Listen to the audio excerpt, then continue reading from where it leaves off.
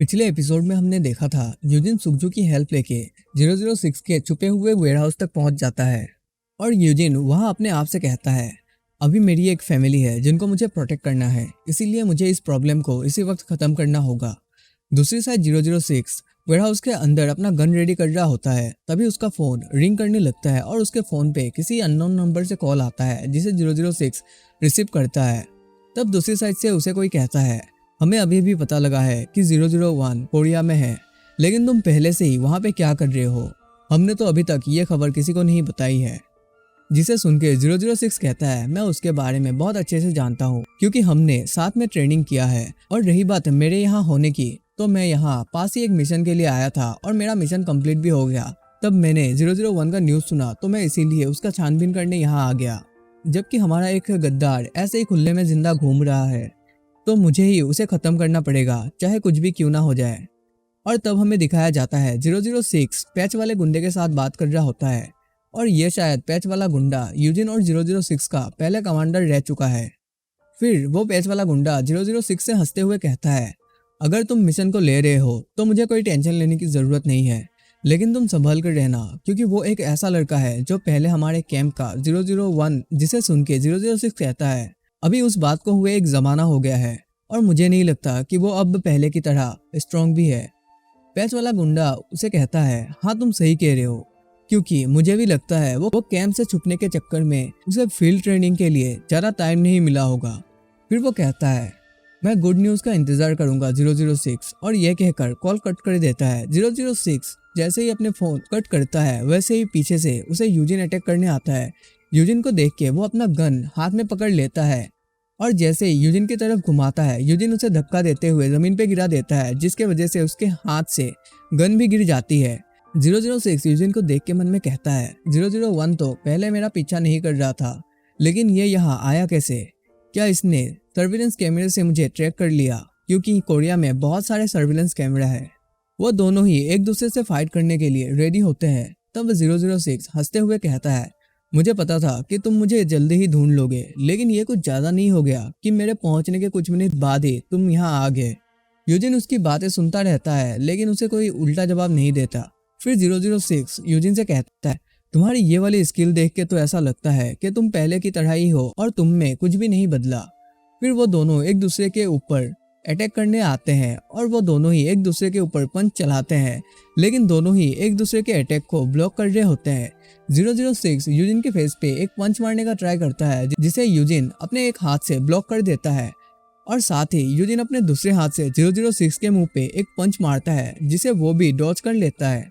तभी यूजिन को एक ओपनिंग मिलती है और यूजिन अपने कोहनी से 006 के फेस पे मारता है, जिसे खा के 006 2 कदम पीछे चला जाता है और थोड़ा नीचे झुक जाता है, जिसका फायदा उठा के यूजिन उसे किक मारने का ट्राई करता है, लेकिन 006 यूजिन के पैर को पकड़ लेता है और अपने एक हाथ में नाइफ को लेके उससे स्टेप कर देता है। नाइफ से स्टेप करने के बाद 006 कुछ कदम पीछे चला जाता है और फिर हंसते हुए यूजिन से कहता है, मर्सेनरी जिन, तुम तो पहले से भी ज्यादा स्ट्रॉन्गर बन गए हो।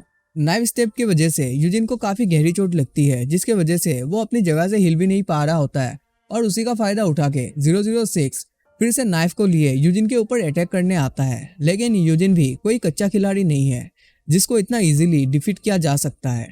वो भी 006 के हर एक अटैक को डॉज कर रहा होता है। तभी 006 बहुत ही तेजी से यूजिन के कंधे के ऊपर नाइफ से स्टेप कर देता है और अपने दूसरे हाथ से यूजिन को पंच मारने की कोशिश करता है, लेकिन यूजिन उसके पंच को नीचे झुक के डॉज कर लेता है और साथ ही उसके नाइफ वाले हाथ को अपने दोनों हाथों से पकड़ के ऊपर की तरफ उठा देता है, जिससे उसके कंधे से 006 की नाइफ निकल के दूर गिर जाती है।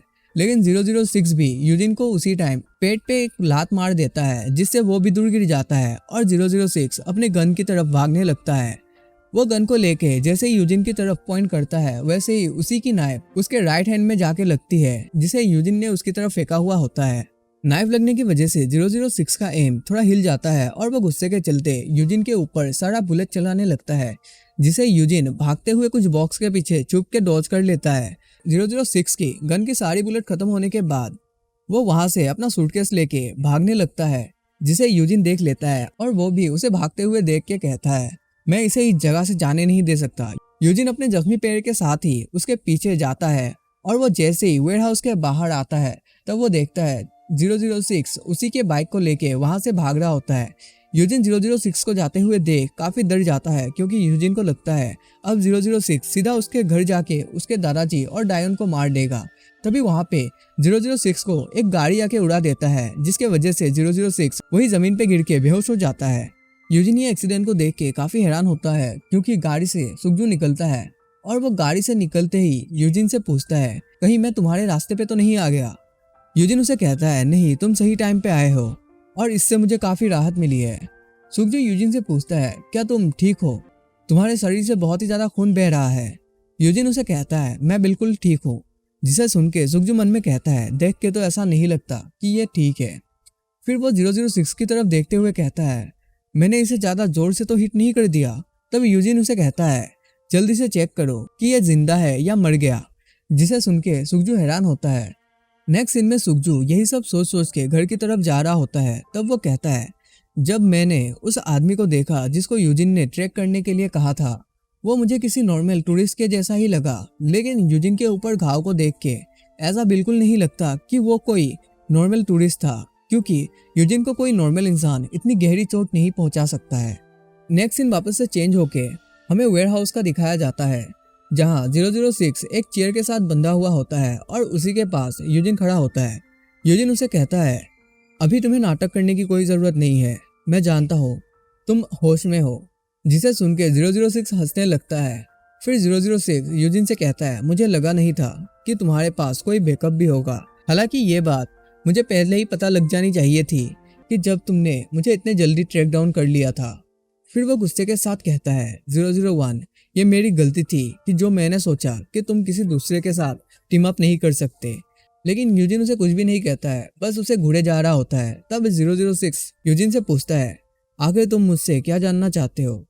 यूजिन उसे कहता है मुझे तुम ये बताओ कि तुम्हें छोड़ के और किस किस को मुझे मारने का ऑर्डर मिला है। 006 कहता है मुझे नहीं पता कि किस किस को ऑर्डर मिला है और मुझे ऐसा लगता है कि उसने किसी और को ऑर्डर नहीं दिया होगा।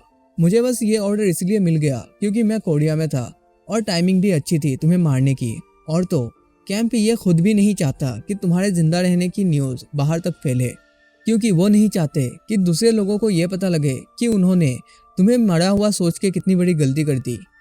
इसीलिए वो जितना हो सके उतना साइलेंटली तुम्हें मारने की कोशिश करेंगे। यूजिन 006 की बात गौर से सुन रहा होता है लेकिन कुछ भी नहीं कहता। फिर 006 बहुत ही सीरियस होके कहता है लेकिन वो लोग कभी हार नहीं मानेंगे क्योंकि तुम्हारी वजह से कैंप को बहुत ही ज्यादा नुकसान हुआ है, खासकर वो मैड डॉग जो तुम्हें मारने के लिए कुछ भी कर सकता है। फिर 006 स्माइल करते हुए कहता है मुझे तुम्हें बताने के लिए और कुछ नहीं बचा है। हमारे रिलेशन को ध्यान में रखते हुए मैंने तुम्हें सारी बातें बता दिया है, तो तुम अब मुझे मार सकते हो। जिसके बाद यूजिन भी उसके करीब नाइफ लेके आगे बढ़ता है और 006 अपनी आंखें बंद करके मन में कहता है किसी दूसरे इंसान के हाथों मरने से अच्छा है कि मैं 001 के हाथों से मर रहा हूँ। और वो जैसे ही अपनी आंखें खोलता है तो वो काफी हैरान होता है क्योंकि यूजिन उसकी रस्सियां काट रहा होता है। फिर 006 यूजिन से कहता है यह तुम क्या कर रहे हो। यूजिन कहता है मैं तुम्हारी रस्सियां काट रहा हूँ। 006 कहता है वो तो मुझे भी दिख रहा है तुम रस्सियां काट रहे हो, लेकिन मैंने तुमसे ये नहीं पूछा। मेरे कहने का यह मतलब है कि तुम मुझे मार क्यों नहीं रहे हो। यूजिन कहता है मुझे तुम्हें मारने की कोई ज़रूरत नहीं है क्योंकि तुम्हारे पास जिंदा रहने की एक वजह है और उसी वजह के चलते तुम कैंप से भी भाग नहीं रहे थे। जिसे सुन के 006 काफ़ी हैरान होता है। यूजिन उसे कहता है ऐसा सेम सिनेरियो आज मैंने भी फेस किया है। और यूजिन उससे कहता है 006 आज से तुम मर गए हो तो कहीं ऐसी जगह पे चले जाओ जहाँ कैंप तुम्हें ढूंढ ना पाए। यूजिन की बात सुन के 006 कहता है अगर कैंप को पता लग गया कि मैं जिंदा हूँ तो वो लोग 032 के साथ पता नहीं क्या करेंगे।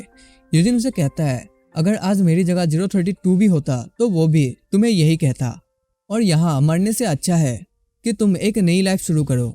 जिसे सुन के 006 आगे बढ़ने लगता है। फिर वो थोड़ी दूर चल के यूजिन से कहता है 001 अगर ऐसा ही चलता रहा तो तुम्हारी फैमिली और भी ज्यादा मुसीबत में पड़ सकती है, और तुम्हें तो पता ही है कैंप वाले कैसे हैं, वो तुम्हें मारने के लिए तुम्हारी फैमिली का भी यूज करने में पीछे नहीं हटेंगे। यूजिन उसे कहता है हाँ मैं जानता हूँ, और अगर तुमने भी वही रास्ता अपनाया होता तुम भी अगर मुझसे मिलने से पहले मेरी फैमिली के पास गए होते तो शायद आज मैं यहाँ मर चुका होता। लेकिन फिर भी मैंने सोच लिया है, चाहे मुझे कुछ भी करना पड़े, मैं जान दे के भी अपनी फैमिली को प्रोटेक्ट करूंगा। जिसे सुन के 006 खुश होता है और स्माइल करते हुए कहता है, ठीक है फिर मैं यहाँ से जाने से पहले तुम्हारी इंफॉर्मेशन जितना हो सके उतना गायब कर दूंगा। फिर 006 यूजिन की तरफ मुड़ के उससे पूछता है, 001 वैसे तुम्हारा रियल नाम क्या है? यूजिन कहता है, मेरा रियल नाम यूजिन है। जिसे सुन के 006 स्माइल करते हुए कहता है, यूजिन मेरा रियल नाम लियाम है। वैसे देखा जाए तो 10 साल हो गए हैं जब हमने एक दूसरे को अपना नाम बताया होगा। और ये कहकर लियाम वहाँ से चला जाता है। और ये वाला एपिसोड हम लोग यहीं पे एंड करते हैं। अगर ये वाला एपिसोड आप लोगों को थोड़ा सा भी अच्छा लगा हो तो ज़रूर से वीडियो को लाइक करके चैनल को सब्सक्राइब कर देना। मिलते हैं अगले एपिसोड में, तब तक के लिए bye bye. Thank you so much.